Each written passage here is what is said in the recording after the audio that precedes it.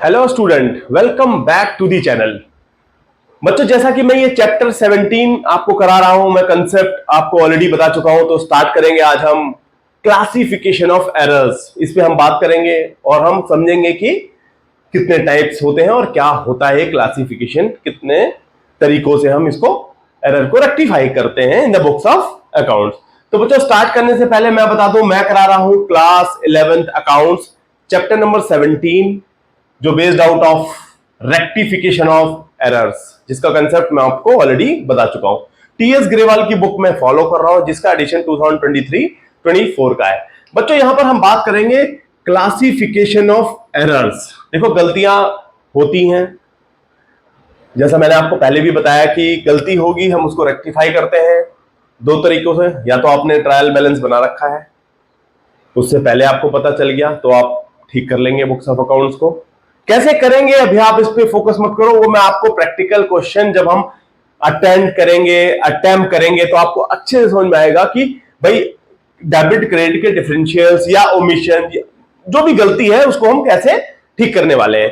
अभी आप ये देखिए कि आपने ट्रायल बैलेंस बना लिया है तो गलती आपकी पकड़ में आ गई।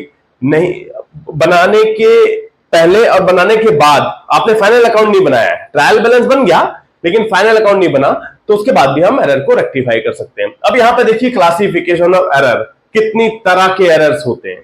बहुत इंपॉर्टेंट है बच्चों, ये ध्यान से समझेंगे, क्योंकि ये मैंने अक्सर देखा हुआ है। ये आपको एरर ऑफ कमीशन पूछ लेते हैं, क्या होता है, एग्जाम में आता है।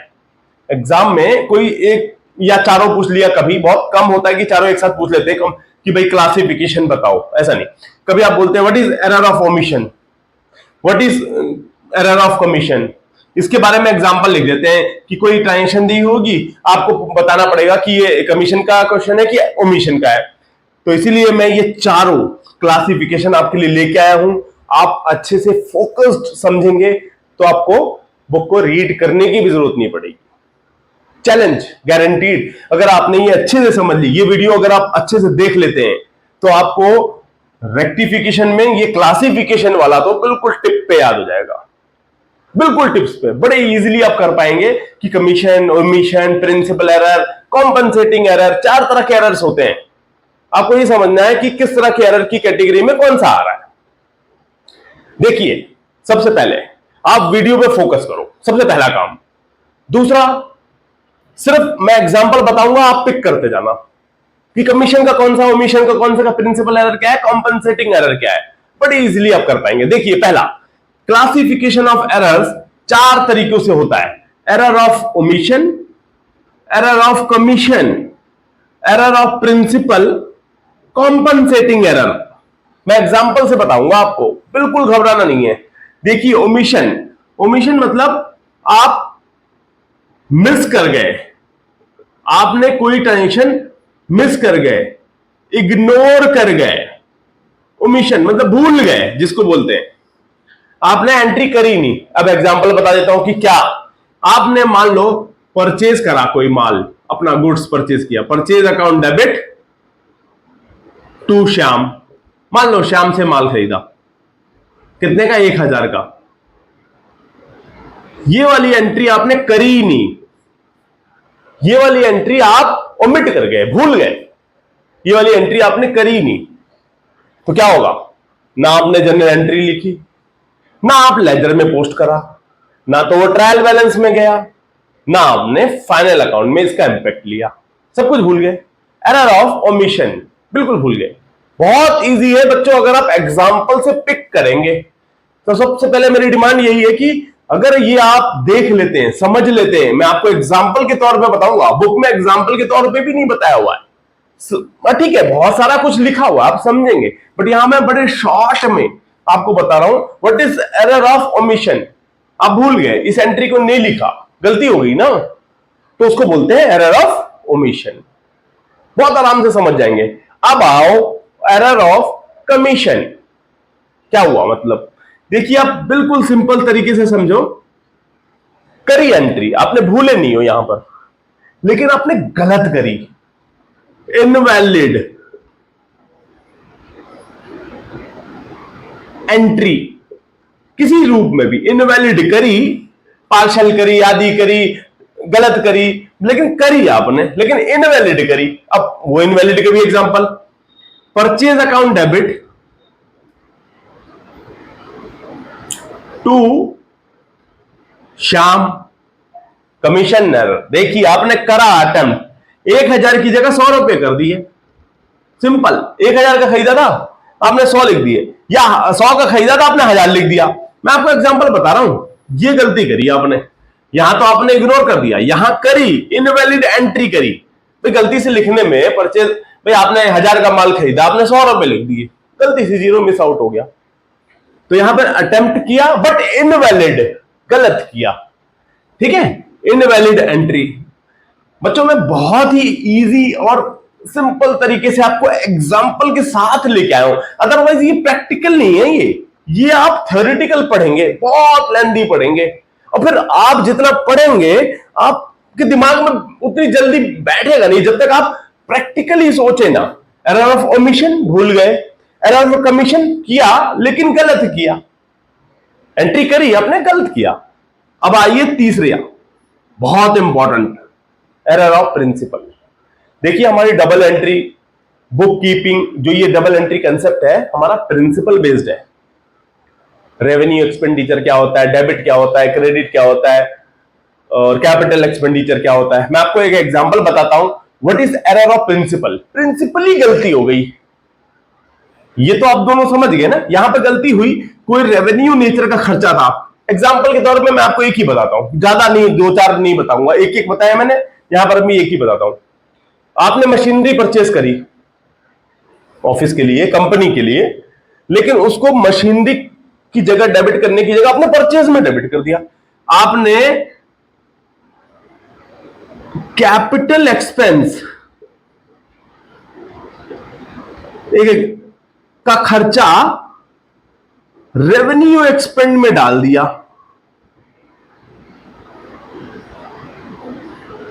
समझ गए, ये प्रिंसिपल एरर है। ये क्या कहता है प्रिंसिपल हमारा, कि अगर आप एसेट खरीदते हो तो एसेट अकाउंट में डेबिट करो, परचेज मनी। परचेज माल के लिए चलता है, रेवेन्यू एक्सपेंस में चलता है, सैलरी, वेजेस, परचेज, ये सब रेवेन्यू एक्सपेंडिचर है। बट आपने यहां पे मशीन खरीदी, एग्जांपल, क्या मशीन खरीदी तो क्या एंट्री करोगे बच्चों, बिल्कुल simple, machinery account debit to bank, cheque से पेमेंट करी।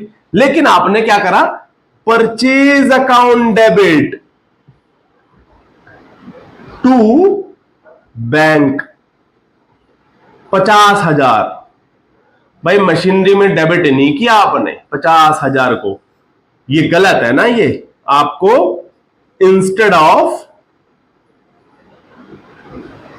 मशीनरी अकाउंट, आपको मशीनरी अकाउंट में डेबिट करना था इसको, परचेज की जगह। आपने गलती से मशीनरी की जगह परचेज डेबिट कर दिया 50,000 रुपए से, तो यहां पर एरर ऑफ प्रिंसिपल आएगा। रेवेन्यू, अब वैसा वर्षा भी हो सकता है, कुछ भी हो सकता है। यहां एक एग्जांपल दिया है, ओमिशन भूल गए, कमीशन गलत entry, error of principle, capital का खर्चा रेवेन्यू में डाल दिया आपने, या रेवेन्यू का खर्चा कैपिटल में डाल दिया, कुछ भी, मतलब इस तरह का प्रिंसिपली एरर, आपने कोई प्रिंसिपली एरर अटेम्प्ट कर दिया, तो उसको बोलते हैं एरर ऑफ प्रिंसिपल। अब आइए कॉम्पनसेटिंग एरर क्या होता है। एंट्री करी आपने बट कॉम्पनसेटिंग एरर, आपके ट्रायल बैलेंस में कोई इफेक्ट ही नहीं पड़ा। भाई आपने 100 रुपए श्याम के अकाउंट को डेबिट करना था, लेकिन आपने राम को डेबिट कर दिया, कोई फर्क आएगा ट्रायल बैलेंस में? नहीं। देखिए ना, श्याम को आपने 100 रुपए डेबिट कर दिया, जबकि करना चाहिए था राम को 100 रुपए। इंस्टेड ऑफ, आपने श्याम को डेबिट कर दिया 100 रुपए से, इंस्टेड ऑफ राम को डेबिट करना था 100 रुपए से। दूसरा, राम को डेबिट कर दिया आपने 1000 रुपए से, इंस्टेड ऑफ श्याम अकाउंट 1000 रुपए।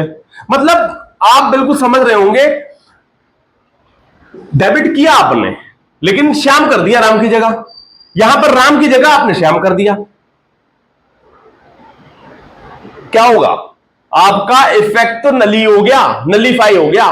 भाई आपने ट्रायल बैलेंस, जब ट्रायल बैलेंस बनाया, मैं आपको समझा ही देता हूं। जब आप देखो लेंदी हो रही है वीडियो, थोड़ी सी लंबी हो रही है, मेरा फोकस वो नहीं है। मेरा फोकस वही है कि आप इन चारों एरर को अच्छे से समझ पाए। मैं आपको ट्रायल बैलेंस बना के भी दिखा देता हूं और अच्छे से क्लैरिटी के लिए। देखिए, जब आप ट्रायल बैलेंस में डेबिट और क्रेडिट लिखते हो, भाई देखो आपके लिए मुझे करना पड़ेगा ये डेबिट क्रेडिट, ये पर्टिकुलर्स ट्रायल बैलेंस ऐसे ही बनता है। देखो मैं अभी रफ बना रहा हूं, मैं बिल्कुल इसमें सफाई से नहीं कर पाऊंगा। मैं आपको, मेरा फोकस है वीडियो भी छोटी बने, बड़ी नहीं बनानी। देखिए आपने राम अकाउंट 100 रुपए आपने डेबिट कर दिया, ठीक है, और श्याम को 100 रुपए डेबिट कर दिया। जबकि इधर इधर मतलब बेसिकली क्या था, श्याम को 100 करना चाहिए था, लेट्स से ये 1000 कर दिया, आपने राम को 1000 कर दिया, श्याम को 100 कर दिया। जबकि आपको श्याम को 100 करना था और राम को 1000 करना था। फर्क कुछ नहीं आएगा, 1100 ही है। देखो टोटल आप यहां अगर देखोगे 1100 ही आएगा, चाहे इसको 100 कर दो, इसको 1000 कर दो, इसको, समझ गए ना? तो यहां पर कॉम्पनसेट हो रहा है एरर, जो आपका टोटल है वो नहीं गड़बड़ हो रहा। एक बहुत छोटा सा एग्जांपल दे रहा हूं, टोटल में कोई एरर नहीं आएगा, उसको बोलते हैं कॉम्पनसेटिंग एरर। तो बच्चों एक बार रिवाइंड करेंगे, इसको मेमोराइज करेंगे, बहुत अच्छा क्वेश्चन है ये। 100% रेक्टिफिकेशन ऑफ एरर्स का ये प्रैक्टिकल, ये क्वेश्चन जो थ्योरेटिकल है, ये पक्का एग्जाम में आता है, कंफर्म। तो आप बिल्कुल रिवाइज करो इसको। एरर ऑफ ओमिशन, जहां भूल गए, गलत एंट्री करी नहीं। एरर ऑफ कमीशन, जहां इनवैलिड एंट्री करी, परचेज 100 और श्याम को 100 इनवैलिड, 1000 की जगह 100 लिख दिया, ये 1000 होना चाहिए था बट आपने 100 लिख दिया, अमाउंट गलत। तीसरा प्रिंसिपली एरर, कैपिटल की जगह रेवेन्यू का खर्चा कर दिया, जहां मशीनरी डेबिट करनी है वहां अपने परचेज डेबिट कर दिया। चौथा कॉम्पनसेटिंग एरर, राम का अमाउंट श्याम में ले गए, श्याम का रहीम में, मतलब समझ गए ना? इस तरह से आपने, इफेक्ट कुछ नहीं आया, कंपनसेट हो गया, टोटल 1100 ही है, बट आपने एक अकाउंट की जगह दूसरे अकाउंट में पैसा डाल दिया, एंट्री कर दी। तो बच्चों मैं उम्मीद ये करता हूं कि आपको ये वीडियो देखने के बाद एटलीस्ट क्लासिफिकेशन ऑफ एरर्स को लेंदी तरीके से बुक के अकॉर्डिंग पढ़ना नहीं पड़ेगा, बहुत आराम से, बहुत आसानी से इसको आप समझ लिया अगर आपने, तो बिल्कुल नहीं पढ़ना पड़ेगा। तो बच्चों उम्मीद ये करता हूं कि आपको रेक्टिफिकेशन ऑफ एरर्स में क्लासिफिकेशन ऑफ एरर्स अच्छे से समझ में आया होगा। तो please like, share and subscribe. Thank you, thanks for watching.